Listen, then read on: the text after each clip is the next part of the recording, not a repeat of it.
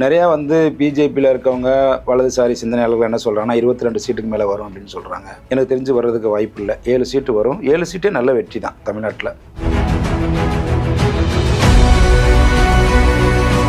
குஜராத்தில் இருக்கும்போது சரி, முதலமைச்சர் இருக்கும்போது சரி, இந்திய பிரதமர் இருக்கும்போது அவரை பொறுத்த வரைக்கும் அரசியலும் ஆன்மீகமும் 2 கண்களை தான் அவர் வச்சிருக்கிறார்.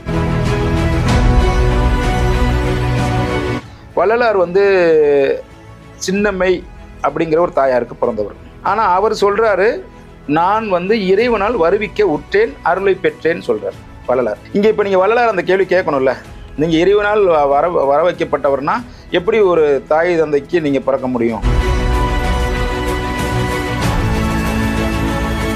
காவல்துறை சம்பளம் வாங்குறீங்க, சம்பளம் வாங்குற நீங்கள் ஒரு 10 ரூபா கொடுத்து 20 ரூபா கொடுத்து டிக்கெட் வாங்கிட்டு போகலாம்.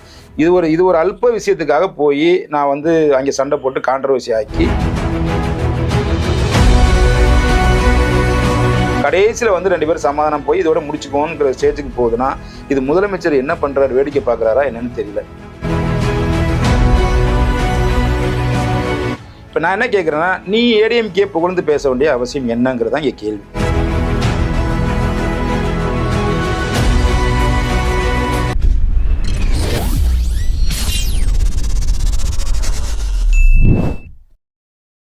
தேர்ட் ஐ தமிழ் நேயர்கள் அனைவருக்கும் ஒரு வணக்கம். நான் உங்கள் விஜய் சஞ்சனா பேசுகிறேன். இன்றைக்கி நம்ம யாரை பார்க்க போகிறோம்னா, பாஜக முன்னாள் மாநில நிர்வாகி திரு அண்ணாதுரை அவர்களை இன்றைக்கி நம்ம பார்க்க போகிறோம். வணக்கம் சார். வணக்கம் சஞ்சனா. வணக்கம் சார். தேர்ட் ஐ தமிழ் உங்களுக்கு ஒரு திருநங்கைக்கு ஒரு நல்ல வாய்ப்பு கொடுத்துருக்கு. ரொம்ப நன்றி. நீங்கள் விஜேவா மென்மேலும் வளரணும்னு தேர்ட் ஐ தமிழ் சார்பாக நேர்கள் சார்பாகவும் வாழ்த்துறேன். உங்கள் ஆசீர்வாதம் சார். நீங்கள் பாஜகவில் ஒரு நாள் நீங்கள் ஒர்க் பண்ணிருக்கீங்க, நிறைய சமூக சேவைலாம் பண்ணிருக்கீங்க. பாஜகவில் இந்தியா முழுக்க எத்தனை சீட்டு வரும், இப்போ தமிழ்நாட்டு முழுக்க எத்தனை சீட்டு வரும், மோடி மீண்டும் பிரதமர் ஆவாரா, இல்லை அதை விட்டுட்டு இல்லை ஆன்மீகத்தில் இப்போ நிறைய இறங்கிட்டாரு, இப்போ இமயமலை அப்படின்னு எதாச்சும் ஆன்மீகத்தில் இறங்கி போயிட்டு வராரா? ஏற்கனவே நிறையா நான் சொல்லியிருக்கேன். அதாவது தமிழ்நாட்டில் வந்து அண்ணாமலை நிறையா உழைச்சிருக்காரு. எதிர்பார்க்க அளவுக்கு இருக்குமானா எதிர்பார்க்க அளவுக்கு இருக்காது. கிட்டத்தட்ட ஒரு 6லேருந்து 7 சீட்டு வரும்னு தான் நான் கணிச்சிருக்கோம். நிறையா வந்து பிஜேபியில் இருக்கவங்க வலதுசாரி சிந்தனையாளர்கள் என்ன சொல்கிறாங்கன்னா 22 சீட்டுக்கு மேலே வரும் அப்படின்னு சொல்கிறாங்க. எனக்கு தெரிஞ்சு வர்றதுக்கு வாய்ப்பு இல்லை. 7 சீட்டு வரும். 7 சீட்டே நல்ல வெற்றி தான் தமிழ்நாட்டில். ஏன்னா அண்ணாமலையுடைய உழைப்பு தான் அதில் முக்கியமாக சொல்ல முடியும். ஏன்னா ஒன் மேன் ஆர்மி மாதிரி தான் ஃபோக்கஸ் பண்ணி கொண்டு போனாங்க அந்த எலெக்ஷனை. அதே மாதிரி இந்த யாத்திரையெல்லாம் போனாங்க. அதன் மூலமாகவும் கூட கொஞ்சம் ஓட் பேங்க் நிறையா வந்துச்சு. குறிப்பாக வந்து ஓட் பேங்க் இந்த 7 சீட்டு வந்தால் பெரிய வெற்றின்னு ஏன் சொல்கிறேன்னா, அதுக்கு காரணம் வந்து ஏடிஎம்கே தான். ஏடிஎம்கே வந்து வெளியில் போனதுனால தான் 7 சீட்டு. ஏடிஎம்கே கூட கூட்டணி இருந்திருந்தால் 22 சீட்டுலேருந்து 26 சீட்டு வரைக்கும் கூட மேபி வந்திருக்கலாம். அவங்க ஏடிஎம்கே கழட்டி விட்டதுனால தான் அந்த மைனஸ் ஆயிடுச்சு. 7 சீட்டு தான் வருங்கிற மாதிரி கணிக்க வேண்டியிருக்கு. இதில் என்ன ஆயிடுச்சுன்னா, ஏடிஎம்கே போனதுனால திமுகவுக்கு ஒரு பலம் ஆயிடுச்சு. இப்போது பிஜேபி எதிர்ப்பு ஓட்டு மற்றும் ஏடிஎம்கேடைய எதிர்ப்பு ஓட்டுகள் இருந்தால் அது எல்லாமே திமுகவுக்கு சாதகமாக போயிடுச்சு. அதனால இந்த எலெக்ஷனை வந்து ப்ராப்பராக கணிக்க முடியல. 4ஆம் தேதிக்கு மேலே தான் தெரியும். பட் இருந்தாலும் என்னுடைய பார்வையில் ஒரு 7 சீட்டு கண்டிப்பாக தமிழ்நாட்டில் வரும். இந்தியா முழுவதும் நடந்த எலெக்ஷனில் இருந்த கருத்துக்கள் நிறையா பிரச்சாரங்களில் நம்ம பார்க்கும்போது நல்ல அலை வீசுது. அங்கே பிஜேபிக்கு நல்ல அலை இருக்குது இந்தியா முழுவதும். அதுவும் நார்த் சைட்லலாம் நிறையா பண்ணியிருக்காங்க. 2வது நல்ல ரெஸ்பான்ஸ் இருக்குது பிரதமருக்கு. அதனால் மீண்டும் மோடி பிரதமராக வர்றதுக்கு மிகப்பெரிய வாய்ப்பு இருக்குது. அது மட்டுமல்ல, கிட்டத்தட்ட ஆர்எஸ்எஸ்னுடைய சித்தாந்தமே 2045 வரைக்கும் இவங்க தான் இருப்பாங்க. ஏன்னா காங்கிரஸ் வந்து அந்தளவுக்கான வளர்ச்சி பாதை நோக்கி அவங்க போகலை. அவங்களுக்குள்ளே யார் பிரதமர்னு தெரியாது. எந்த மாநிலத்தில் எல்லாம் ரொம்ப கம்மி தொகுதியில் தான் காங்கிரஸ் நின்றுருக்காங்க. அதனால் யார் பிரதமர்னு தெரியாததுனால யார் அதிகமாக வின் பண்ணுறாங்களோ அவங்க தான் பிரதமருங்கிற மாதிரி நிறைய குழப்பங்கள் இருக்கிறதுனால இந்தியா கூட்டணியை பொறுத்த வரைக்கும் அது கிட்டத்தட்ட உடஞ்சது மாதிரி தான். அதனால் அவங்களுடைய வளர்ச்சி பெருசாக இருக்காது. மாநிலங்கள் சார்ந்து தான் அவங்க வந்து போட்டிடுறாங்க. அதனால் பிஜேபிக்கு நல்ல எதிர்காலம் இருக்குது. இன்னும் 2045 வரைக்கும் ஆர்எஸ்எஸ் வந்து கட்டமைச்சிருக்காங்க முழுக்க. நம்ம இன்றைக்கி வந்து எலெக்ஷனை பற்றி பேசிகிட்டு இருக்கோம். அவங்க இன்னும் 10 ஆண்டு 15 ஆண்டுக்கு என்ன திட்டங்கள் வேணுங்கிறது முன்னாடியே அவங்க சிந்திச்சு வச்சுருக்கிறதுனால இப்போ வந்து பிஜேபியினுடைய வளர்ச்சியை யாராலையும் தடுக்கவும் முடியாது. மோடிஜி நிச்சயமாக மீண்டும் பிரதமராக வரப்போகிறாரு. இந்தியா முழுவதும் எலெக்ஷனில் பார்த்திங்கன்னா கிட்டத்தட்ட ஒரு 320 சீட்டு கன்ஃபார்மாக அவங்க வர்றதுக்கு வாய்ப்பு இருக்குது. அப்படி 320 சீட்டு வரும்போது அவங்க அறுதி பெரும்பான்மையோட ஆட்சி அமைப்பாங்க. யாருடைய தயவும் தேவை இருக்காது. அது மட்டும் இல்லாமல் எலெக்ஷனுக்கு அப்புறம் 4ஆம் தேதிக்கு மேலே பிரதமர் வந்து ஆட்சி அமைச்சிட்டாங்கன்னா நிறைய திட்டங்கள் பாஸ் பண்ணாமல் வச்சுருக்காங்க. அது எல்லாமே நிறையா திட்டங்களை வந்து நாட்டுக்கு மக்களுக்கு கொடுப்பாங்க. ஏற்கனவே இருக்கக்கூடிய திட்டங்களை வந்து மீண்டும் எல்லா மாநிலங்களையும் எல்லா கிராமங்களையும் சென்று சேர்கிற அளவுக்கான ஒரு ஒரு அஜெண்டா போட்டு வச்சுருக்காங்க, எல்லாத்துக்குமே போய் சேரணும் அப்படின்னு. பொதுவாக பார்த்தீங்கன்னா இந்த திட்டங்களில் வந்து இந்த டிஜிட்டல் இந்தியா வந்ததுக்கப்புறம் நிறையா ஊழல் இல்லை. ஏன்னா ஓரளவுக்கு ஒரு 80% போய் பயனாளிகளுக்கு போய் சேர்ந்துருது. அந்த திட்டங்களாக இருக்கட்டும், பணமாக இருக்கட்டும். இப்போ எக்ஸாம்பிளுக்கு விவசாயிக்கு வருஷத்துக்கு 6000 கொடுக்குறாரு. அந்த 6000 வந்து நேரடியாக விவசாயிகளுக்கே போயிடுறதுனால இடையில வந்து இந்த கட்சிக்காரங்க இவங்கெல்லாம் வந்து இடையில அதை கொள்ளையடிக்க முடியல. அது ஒரு வகையில் பெரிய ப்ளஸ் பாயிண்ட் தான் நம்ம நாட்டுக்கு. அதே மாதிரி நிறைய திட்டங்கள், இப்போ உர மானியமாக இருக்கட்டும், ஜல்ஜீவன் திட்டமாக இருக்கட்டும், பிரதமர் வீடு கட்டுற திட்டமாக இருக்கட்டும், ஆயுஷ்மான் திட்டமாக இருக்கட்டும், இது மாதிரி நிறைய திட்டங்கள் மக்களுக்கு போய் சென்று சேர்ந்ததுனால மோடிஜிக்கு மிகப்பெரிய பலமாக இருக்குது. கடந்த 50 ஆண்டுகள் காங்கிரஸ் ஆட்சியில் இல்லாத ஒரு விஷயத்த கடந்த 10 ஆண்டுகளில் மோடிஜி கொடுத்துருக்காரு. இன்னும் நம்ம நாடு கொஞ்சம் வளர்ச்சி அடைகிறதுக்கு கொண்டு போவாங்க அப்படின்னு நாங்கள் நம்புகிறோம். அதனால் முழுக்க முழுக்க பிஜேபி தான் ஒரு 20 வருஷத்துக்கு ஆளும். அதை நோக்கி தான், அந்த வளர்ச்சி பாதையை நோக்கி தான் அவங்க போய்கிட்டு இருக்காங்க. வெளிநாடுகள்லையுமே கூட பிஜேபியை ஒரு நல்ல கண்ணோட்டத்தில் பார்க்குறாங்க. எக்ஸாம்பிளுக்கு நான் கூட ஒரு 2-3 நாளைக்கு முன்னாடி ஒரு வீடியோ பார்த்தேன். பாகிஸ்தான்லேருந்து ஒரு இஸ்லாமியர் பேசுகிறார். இங்கே வந்து எங்களுக்கு சாப்பாடு கூட கிடைக்கல, எங்களுக்கு பொருளாதாரமே இல்லை, பெட்ரோல் போட கூட காசு இல்லை, வருமானம் இல்லை. மோடிஜி மாதிரி ஒரு நல்ல தலைவர்கள் இருந்தாங்கன்னா எங்களுக்கு நல்லாயிருக்கும். மீண்டும் வந்து பாகிஸ்தானை வந்து நீங்கள் சண்டை போட்டுனாலும் பிடிச்சி எங்களை காப்பாற்றுங்க, எங்களுக்கு வேறு வழியே தெரியல. அதனால் இங்கே உள்ள இஸ்லாமியர்களுக்கு சொல்கிறார் அவர். இந்தியாவில் உள்ள இஸ்லாமியர்கள் நீங்கள் தேவையில்லாமல் கண்டவன் பேச்சை கேட்டு நீங்கள் மோடிஜி எதுக்காதீங்க. மோடிஜி மாதிரி ஒரு நல்ல தலைவரை நீங்கள் பார்க்க முடியாது. இன்றைக்கி நீங்கள் இவ்வளோ பாதுகாப்பாக நீங்கள் வந்து உங்களுக்கு எந்த பிரச்சனையும் இல்லாமல் பார்த்துக்கிறாங்க, உள்கட்டமைப்பு கரெக்டாக இருக்குது அப்படின்னா அது மோடிஜியும் அவங்களுடைய ஆட்சியும் தான் காரணம். அதனால் நாங்கள் நீங்கள் கஷ்டப்படுறது மாதிரி நீங்கள் இங்கே கஷ்டப்படலை, நல்லா தான் வாழ்கிறீங்க, அதனால் நீங்கள் வந்து மோடிஜியை ஆதரிங்கன்னு சொல்லி ஒரு இஸ்லாமியர் பாகிஸ்தான்லேருந்து ஒரு வீடியோ போடுறார். அப்போது எந்த அளவுக்கு மற்ற நாடுகளில் உள்ள பொருளாதார கட்டமைப்பு இருக்குது, நம்ம நாட்டில் எவ்வளோ பாதுகாப்பு இருக்குது அப்படிங்கிறத நம்ம பார்க்குறோம். அதே மாதிரி மோடிஜியே ஒரு பேட்டியில் சொல்கிறார், ஒரு ப்ரைவேட் சேனலில் பேசும்போது சொல்கிறாரு, எங்கள் நாட்டில் தேவையில்லாத ஒரு விஷயத்தை வந்து கட்டமைக்கிறாங்க வேணும்னே. நாங்கள் வந்து பிஜேபி வந்து இஸ்லாமியர்களுக்கு எதிரானது அப்படின்னு சொல்லி ஒரு கட்டமைக்கிறாங்க. நாங்கள் என்றைக்குமே எதிரானவங்க இல்லை. நீங்கள் நேரடியாக பிஜேபி அலுவலகத்திலேயோ இல்லை பிஜேபியில் உள்ள சார்ந்த ஒரு 20 பேர் உட்கார வச்சு நீங்கள் பேசி பாருங்கள். நாங்கள் வந்து எப்போவுமே வெறுப்பு பிரச்சாரம் நாங்கள் பண்ணலை.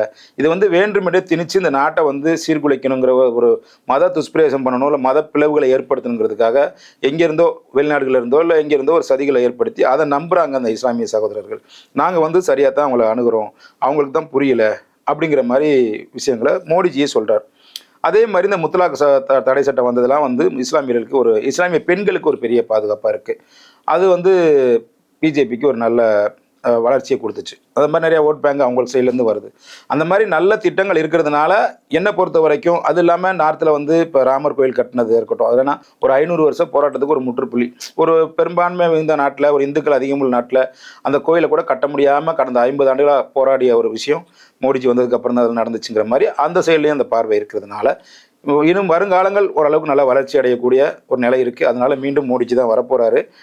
இதை நோக்கி தான் நம்மளுடைய இந்தியா பயணிக்குது. பிரதமர் மோடி ஆன்மீக பயணத்தை பற்றி நீங்கள் சொல்லவே இல்லை, அதை பற்றி கொஞ்சம் சொல்லுங்கள். முழுக்க முழுக்க இப்போ ஆன்மீகத்தில் இறங்கிட்டார் அவர். இல்லை, மறுபடியும் ஆன்மீகத்திலே போயிடுவாரா, இல்லை ஆட்சியில் ஏதாவது நல்லது பண்ணுவாரா? இல்லை, இப்போது சமீபத்தில் ஒரு கருத்து, அதாவது நான் வந்து கடவுளின் அவதாரங்கிற மாதிரி சொன்னதாக ஒரு பெரிய சர்ச்சை ஒன்று போய்கிட்டு இருக்கு. இதில் ஆன்மீக பயணம்ங்கிறது ஒன்றும் பெருசாலாம் ஒன்றும் கிடையாது. அவர் குஜராத்தில் இருக்கும்போதும் சரி, முதலமைச்சராக இருக்கும்போது சரி, இந்திய பிரதமர் இருக்கும்போது அவரை பொறுத்த வரைக்கும் அரசியலும் ஆன்மீகமும் 2 கண்களை தான் அவர் வச்சிருக்கிறார். அரசியலையும் ஆன்மீகமும் ஒருங்கிணைச்சு தான் அவர் பார்க்குறாரு. அங்கே முத்துராமலிங்க தேவர் சொன்னது மாதிரி தேசியமும் தெய்வீகமும் எனது 2 கண்கள் அப்படின்னு சொன்ன மாதிரி மோடிஜியை பொறுத்த வரைக்கும் அரசியலும் ஆன்மீகம் 2ம் அவருக்கு ஒரு கண்ணு தான். அப்படி இருக்கும்போது நம்மளுடைய நாடு ஒரு ஆன்மீகம் சார்ந்த நாடு. நிறையா உங்களுக்கு தெரியும், தமிழ்நாட்டில் எவ்வளோ கோயில்கள் இருக்குது, இந்தியா முழுவதும் நம்ம தெய்வங்களை எப்படி வழிபடுறோம், ஆன்மீகத்துக்கு எவ்வளோ முக்கியத்துவம் கொடுக்குறோன்னு. அவர் சொன்ன சர்ச்சை என்ன சொல்கிறாருன்னா, நான் பயாஜிக்கலாக நான் வந்து அப்பா அம்மாவுக்கு பிறக்கலைங்கிற மாதிரி ஏதோ ஒரு விஷயத்தை சொல்கிறார்.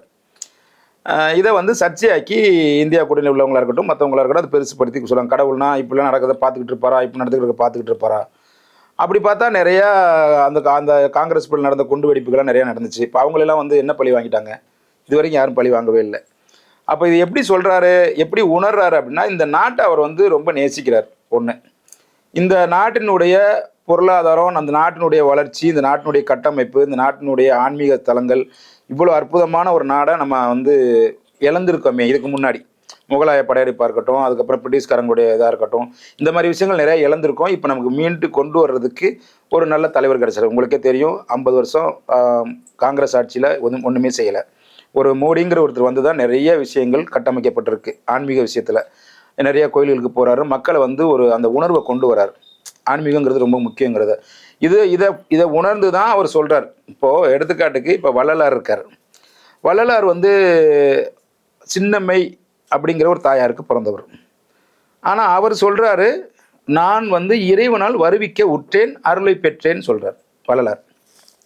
இங்கே இப்போ நீங்கள் வள்ளலார் அந்த கேள்வி கேட்கணும்ல, நீங்கள் இறைவனால் வர வைக்கப்பட்டவர்னா எப்படி ஒரு தாய் தந்தைக்கு நீங்கள் பிறக்க முடியும் அப்படின்னா, அப்போது இறைவன் முடிவு பண்ணுறாரு, இவர் இந்த காலகட்டத்தில் 18ஆம் நூற்றாண்டில் வள்ளலார் பிறக்கணும். அவர் வந்து அந்த சமரச சுத்த சன்மார்க்க சங்கங்கள் மூலமாக அந்த சைவ நெறிய மக்களுக்கு பரப்பணுங்கிறதுக்காக அவர் வருவிக்க விட்டுருக்கேன் அப்படின்னு அவரே சொல்கிறார், வள்ளலாரே சொல்கிறார். அது மாதிரி அவர் உணர்றார், நான் வந்து இறைவனால் வர வைக்க வச்சுருக்கேன், இறைவன் என்னை வர வச்சிருக்கிறாரு, இந்த மக்களுக்கு சேவை செய்கிறதுக்கு நிறைய விஷயங்கள் கட்டமைக்க வேண்டியிருக்கு, அதை வேறு யாராலுமே பண்ண முடியல. இப்போ எக்ஸாம்பிள் அதானே, இப்போ நம்ம ஏதோ ஒரு விஷயத்தை ஜெயிச்சிட்டோம்னா, நான் ஜெயிச்சேன்னு சொல்கிறத விட எல்லாம் இறைவன் ஆசையில் தப்பால் நடந்துச்சுன்னு நம்ம சொல்கிறோம்ல, யதார்த்தமாக நம்ம ஒரு விஷயம் இறைவனுக்கு அந்த மாதிரி சொல்கிறோம்ல, அந்த மாதிரி அவர் ஃபீல் பண்ணுறாரு. ஏன்னா இவ்வளோ பெரிய கனவு, ஒரு 500 ஆண்டு கனவு வந்து ராமர் கோயில் கட்டுறது, அது நடந்து முடிஞ்சிருக்கு. அந்த மாதிரி இப்போ அடுத்து லட்சுமணனுக்கு கோயில் கட்ட போகிறேன்னு சொல்கிறார்.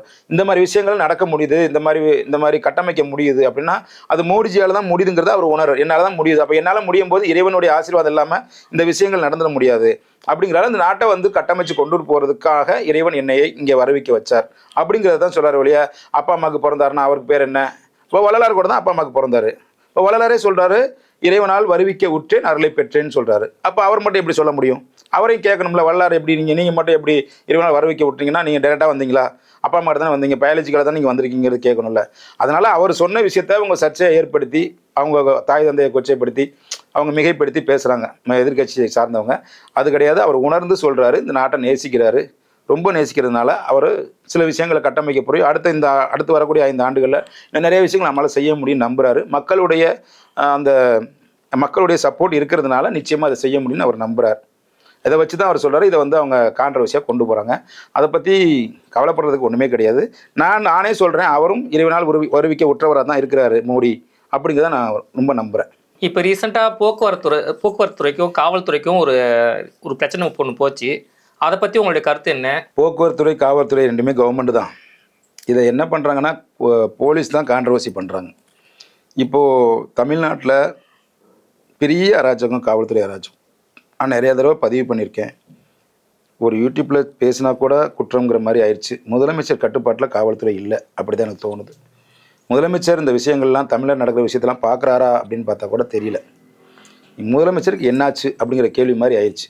ஏன்னா முதலமைச்சர் இருக்கிறாரா இல்லையா, ஏன்னா மக்களை சந்திக்கிறது இல்லை, என்ன மாதிரியான உத்தரவுகள்லாம் இந்த தமிழ்நாட்டில் பிறப்பிக்கிறாங்கன்னு தெரியல. அதிகாரிகள் தான் இங்கே ஆட்சி பண்ணுற மாதிரி இருக்குது.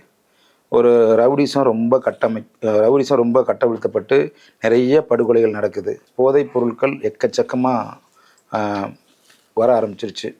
ஸோ அதனால் வந்து தமிழ்நாடு, நானால் நினச்சேன் ஸ்டாலின் வரும்போது, முதலமைச்சர் அவர்கள் வரும்போது நல்ல கட்டமைப்போடு இருக்கும்னு நினச்சேன். பட் ஆனால் நினச்ச மாதிரி நான் இல்லை.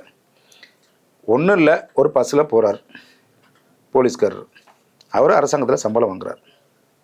இப்போ ஒரு அக்யூஸ்டை கூட்டிகிட்டு போகிறவங்க இல்லை அக்யூஸ்டை கூப்பிட்றதுக்காக ஜெயிலுக்கோ இதுக்கோ போகிறாங்க அப்படின்னா வாரண்ட் வச்சுருப்பாங்க. வாரண்டை காமிச்சாங்கன்னா அவங்க கண்டக்டரு விட்டுருவாங்க.